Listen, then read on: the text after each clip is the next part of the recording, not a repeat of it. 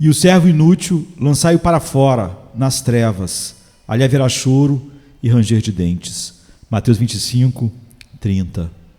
Assim também vós, depois de haverdes feito quanto vos foi ordenado, dizei: somos servos inúteis, porque fizemos apenas o que devíamos fazer.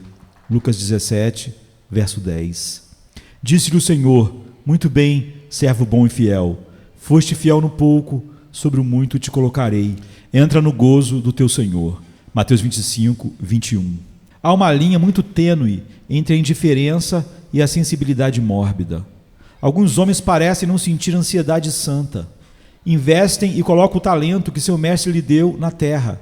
Deixam-no lá e desfrutam seu prazer e sossego sem qualquer remorso.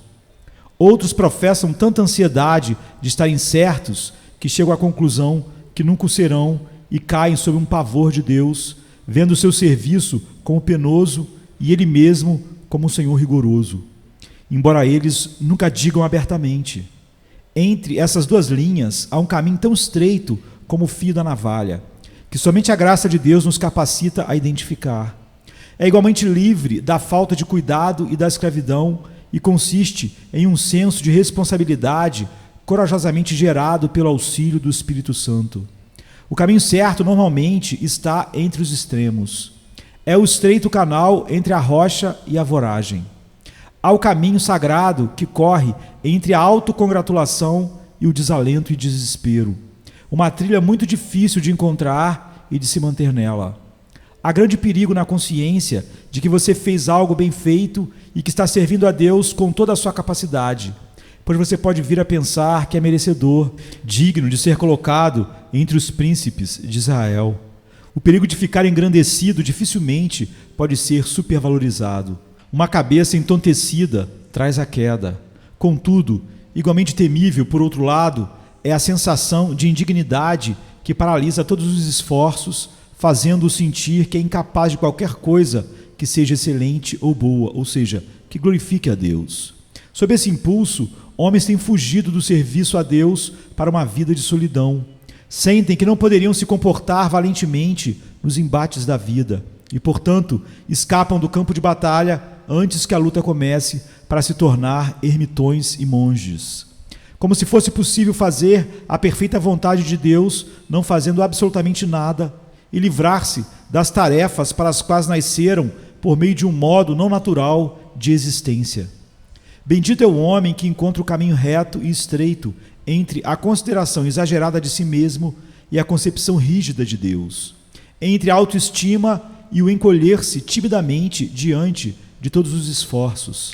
Meu desejo é que o Espírito de Deus possa guiar nossa mente ao áureo meio termo, onde as santas graças se misturam e os contentes vícios, igualmente naturais ao nosso malvado coração, fiquem excluídos. Que o Espírito de Deus abençoe nossos 3 textos e os 3 assuntos sugeridos por eles, para que possamos nos corrigir e depois, pela infinita misericórdia, possamos ser preservados íntegros até o grande dia da prestação de contas. Leiamos Mateus 25, 30. E o servo inútil lançai-o fora, nas trevas, ali haverá choro e ranger de dentes. Nesse nosso primeiro texto, temos o veredicto da justiça sobre o homem que não usou o seu talento. Ele é aqui classificado como servo inútil, porque foi preguiçoso, inútil e sem valor. Ele não trouxe rentabilidade ao capital do seu senhor, nem lhe prestou qualquer serviço sincero. Não cumpriu fielmente a confiança que repousava sobre ele, como fizeram seus companheiros. Percebam, primeiramente, que essa pessoa inútil era um servo. Ele jamais negou que o fosse. Foi por sua posição como servo que ele se tornou possuidor do seu único talento, e ele nunca objetou a essa posse. Se fosse capaz de receber mais, não há motivo pelo qual não devesse ter 2 ou 5 talentos, pois as Escrituras nos dizem que o Senhor concedeu a cada homem conforme a sua habilidade de servir. Possuía a habilidade de gerenciar o que seu Senhor lhe dera. Mesmo no ato de enterrar o talento e de aparecer diante dele para lhe prestar contas. Isso torna a questão ainda mais perscrutável para você e para mim, pois nós também professamos ser servos do Senhor nosso Deus. O julgamento deve começar na casa de Deus, isto é, com aqueles que estão na casa do Senhor como filhos e servos. Portanto, observemos bem nossas ações. Se o julgamento começa conosco, qual será o fim daqueles que não obedecem ao Evangelho de Deus? E se é com dificuldade que o justo é salvo, onde vai comparecer o ímpio? Sim, o pecador. É o que diz Pedro. Se esse, em nosso texto, é o julgamento dos servos, qual será o julgamento dos inimigos? Esse homem reconheceu que era servo até o último minuto. E embora fosse impertinente e imprudente o bastante para expressar a opinião mais maldosa e difamatória sobre o seu senhor, ele não negou sua posição ou o fato de que seu talento pertencia ao Senhor, uma vez que ele afirmou: aqui tens o que é teu. Ao falar dessa maneira, foi mais longe do que alguns cristãos confessos, porquanto estes vivem como se o cristianismo fosse todo relacionado a comer a gordura e beber o doce, e nada tivessem a ver com o serviço, como se essa verdade tivesse muitos privilégios, mas não preceitos, e como se, quando os homens são salvos, eles se tornassem vadios, licenciados, para quem é uma questão de honra magnificar a livre graça, enquanto ficam parados, ociosos o dia inteiro no mercado. Infelizmente, conheço alguns que jamais fizeram o mínimo por Cristo e ainda assim o chamam de mestre e senhor. Muitos de nós reconhecem que somos servos, que tudo que temos pertence ao nosso mestre e que temos o compromisso de viver por ele e para a sua glória. Até aí tudo bem, mas podemos ir até aí e mesmo assim, no final, sermos encontrados como servos inúteis e assim sermos lançados nas trevas exteriores, onde prantearemos e rangeremos os dentes. Que prestemos atenção nisso. Esse homem, embora servo, avaliava mal seu senhor e não apreciava seu serviço. Ele disse: sabendo que és homem severo, que ceifas onde não semeaste e ajuntas onde não espalhaste. Certos cristãos que roubam a igreja têm a mesma disposição mental. Não ousam dizer que se arrependem de ter se unido à igreja, mas agem de forma que todos poderiam concluir que, se isso pudesse ser desfeito, eles não o repetiriam. Não encontram prazer no serviço de Deus, mas continuam nessa rotina como se fosse por hábito ou uma árdua obrigação. Entram no espírito do irmão mais velho, como na parábola do filho pródigo, e dizem: há tantos anos que te sirvo, sem jamais transgredir uma ordem tua, e nunca me deste um cabrito sequer para alegrar-me com os meus amigos. Sentam-se no lado sombrio da piedade e nunca se deleitam no sol que brilha a pino sobre ela. Esquecem-se de que o pai disse ao seu filho mais velho: meu filho, tu sempre estás comigo, tudo que é meu é teu. Ele devia ter tido muitas festas, tantos cordeiros e cabritos quanto quisesse, não lhe fora negado bem algum. A presença de seu pai deveria ter sido sua alegria e prazer, muito melhor do que todas as festanças com amigos. Seria assim se ele tivesse fundamentado corretamente isso em seu coração. O homem que escondeu seu talento carregava em si o espírito muito mais perverso e petulante do que o irmão mais velho, mas o princípio é o mesmo e devemos nos preocupar em eliminá-lo desde o começo. Esse servo inútil considerava seu senhor como alguém que ceifava onde nunca semeara e ajuntava onde não espalhara. Queria dizer com isso que seu mestre era rígido, severo, injusto e alguém difícil de agradar. Julgava seu senhor como sendo alguém que esperava mais dos seus servos do que teria qualquer direito de esperar. E tal era seu ódio por sua conduta injusta que ele resolveu dizer-lhe na cara o que pensava dele. Esse espírito pode lentamente se infiltrar na mente dos cristãos. Temo que esteja sendo incubado em muitos agora mesmo, pois não estão satisfeitos com Cristo. Se quiserem prazer, saem da igreja para obtê-lo. Suas alegrias não estão dentro do círculo do qual Cristo é o centro. Seu cristianismo é uma obrigação, não seu deleite. Seu Deus é seu pavor, não sua alegria. Não se regozijam no Senhor e, portanto, Ele não lhes concede o desejo de seu coração e eles ficam cada vez mais descontentes. Eles não podem clamar: Deus, que é a minha grande alegria. Assim o Senhor é um terror para eles. A devoção é-lhes um compromisso horrível. Gostariam de poder escapar dela com a consciência aliviada. Não dizem isso a si mesmos, mas podemos ler essas palavras nas entrelinhas. Que cansaço isso é! Não surpreende que, quando as coisas chegam a esse ponto, o cristão se torne um servo inútil, pois quem pode fazer um trabalho que detesta tanto? O serviço forçado não é desejável. Deus não deseja escravos para honrar seu trono. Seria melhor que o servo que não tem prazer em sua situação fosse embora. Se não estiver feliz com seu mestre, seria melhor que encontrasse outro, visto que o relacionamento mútuo deles será desagradável e improdutível. Quando se chega a isso, que eu e você estejamos descontentes com nosso Deus e não satisfeitos com seu trabalho, seria melhor que procurássemos por outro Senhor, se é que algum deles nos receberá, pois certamente seremos inúteis ao Senhor Jesus por nossa falta de amor a Ele.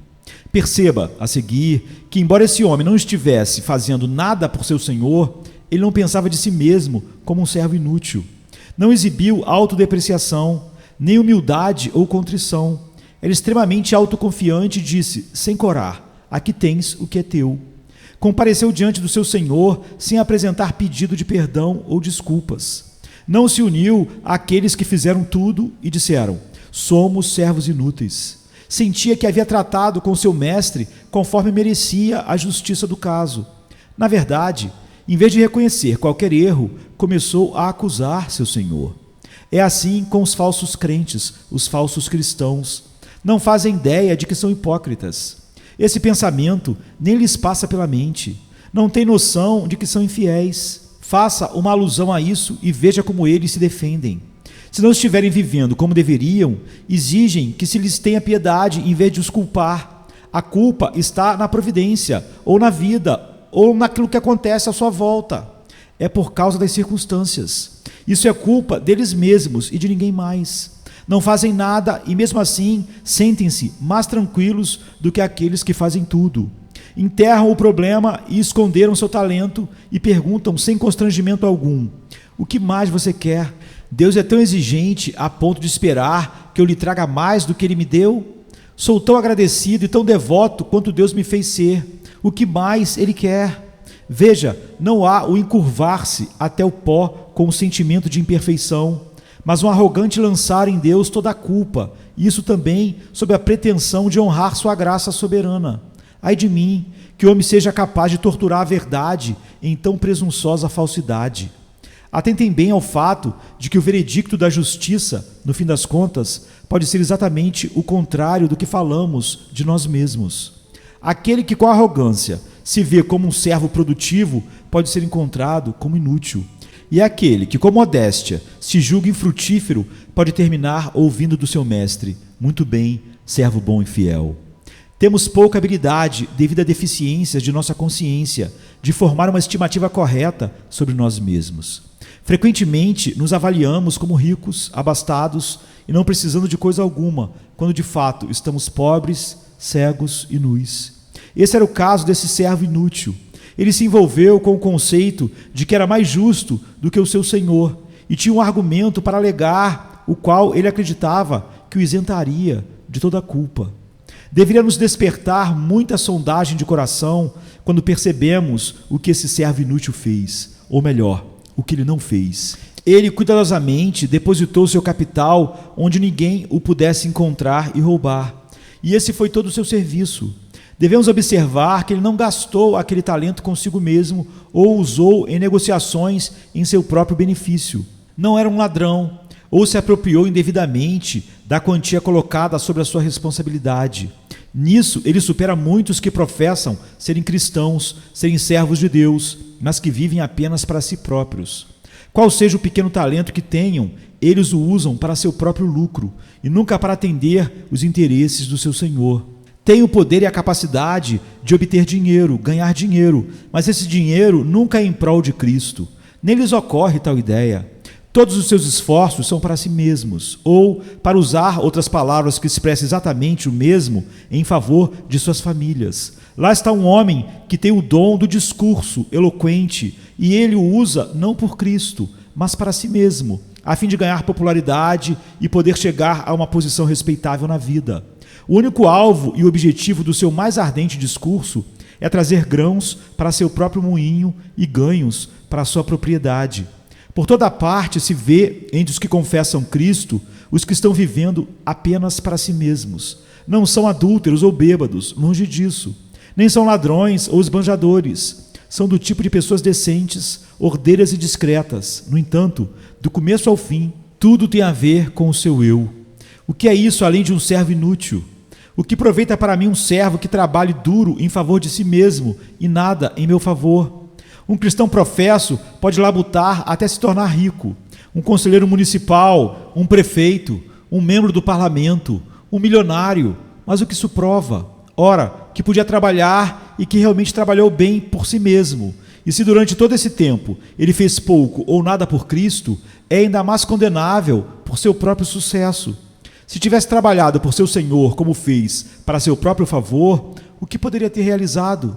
O servo inútil na parábola não era tão ruim assim, e mesmo assim foi lançado nas trevas exteriores. O que então será de alguns de vocês? Além disso, o servo mau não esbanjou seu talento, não desperdiçou em autoindulgência e maldades, como o filho pródigo, que gastou a sua riqueza em viver luxuriante. Oh não, era muito melhor do que o pródigo. Não desperdiçaria nem centavos. Era totalmente a favor de poupar e não correr riscos.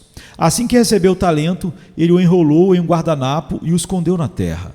Depositou em um banco, na realidade um banco que não trazia lucros. Nunca tocou em um centavo dele para festejar ou divertir-se. Portanto, não poderia ser acusado de ser um esbanjador com o dinheiro do seu senhor.